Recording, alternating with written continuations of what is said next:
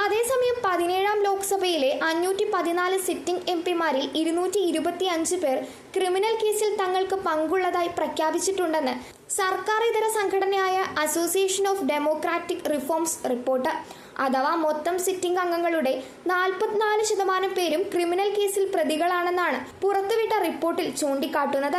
2019 ലോക്സഭാ തെരഞ്ഞെടുപ്പിലെ sitting എംപിമാരുടെ criminal പശ്ചാത്തലം, സാമ്പത്തികം, വിദ്യാഭ്യാസം, ലിംഗഭേദം, മറ്റു വിശദാംശങ്ങൾ എന്നിവയുടെ വിശകലനം എന്ന പേരിലാണ് റിപ്പോർട്ട് പ്രസിദ്ധീകരിച്ചിരിക്കുന്നത്.